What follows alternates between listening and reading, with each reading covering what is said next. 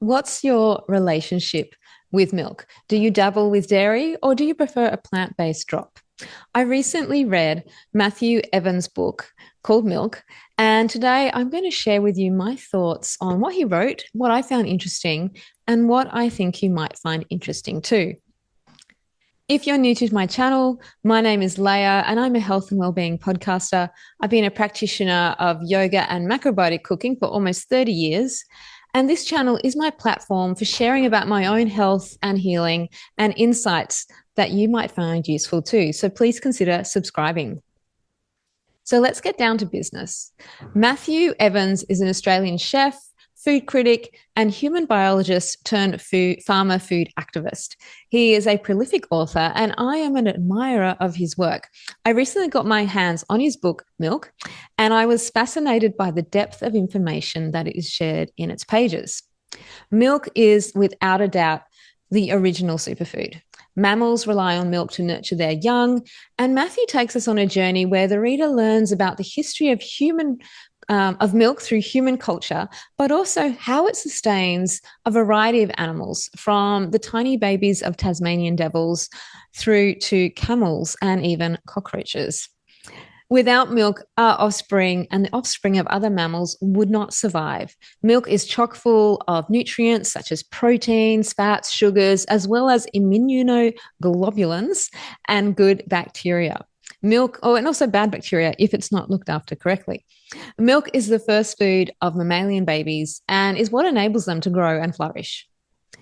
Now, in this book, Matthew takes us through the trends in milk consumption over the last few centuries, from breastfeeding to formula, from full cream to plant-based, trends that have been influenced by cultural beliefs, as well as by powerful multinational food corporations.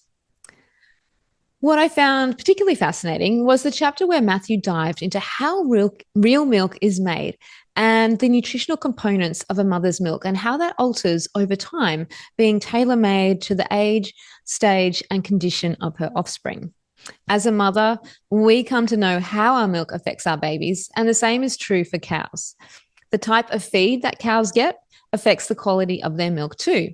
So if we're drinking cow's milk, or the milk of any animal, it's worth understanding what they're being fed. Are they on fresh pasture, being fed grains, or eating the byproducts of processed foods? Most of us don't actually know what cows are eating or the processes that the milk we buy at the supermarket have gone through.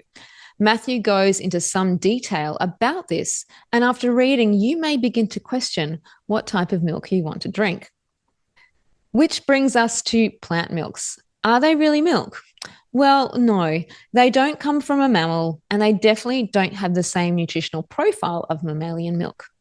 I've been a long-time plant-based milk user, and I found it super interesting to learn in this book more about the processes involved in producing plant-based milks and also learning about the waste products of these processes.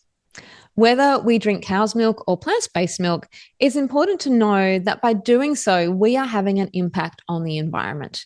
So, do we really even need to drink milk? That's something I'd like you to ponder.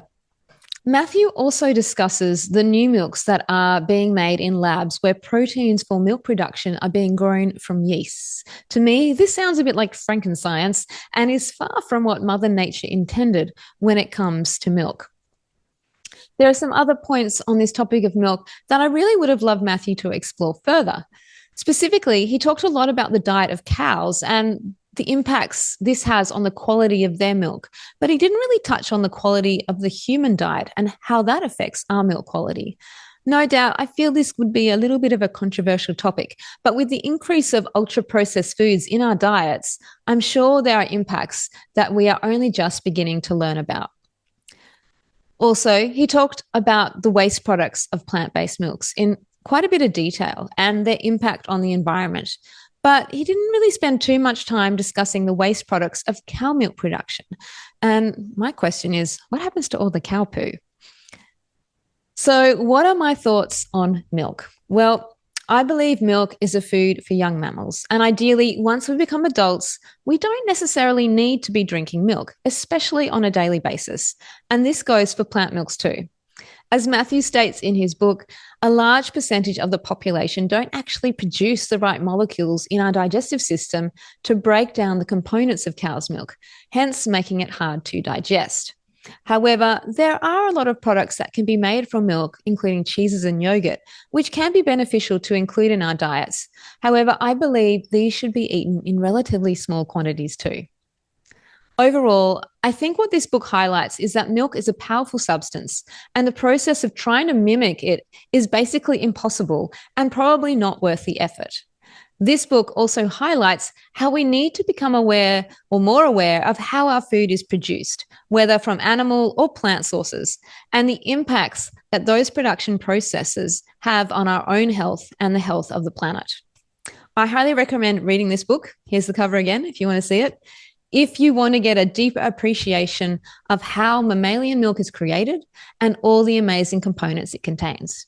You'll also learn about the impacts that our culture has had on breastfeeding as a source of nutrition for babies. You'll get some insights into the future of milk production and what you might find on your supermarket shelves in the not too distant future. Thanks so much for watching this video. If you've made it this far, I really appreciate you being here. Please check out some of my other videos on this channel, and I'll include some links in the description below to some other videos that you might find interesting. If you like this video, consider sharing it with someone you know or subscribe to my channel. Until next time, thanks for watching, and I look forward to seeing you again in the near future.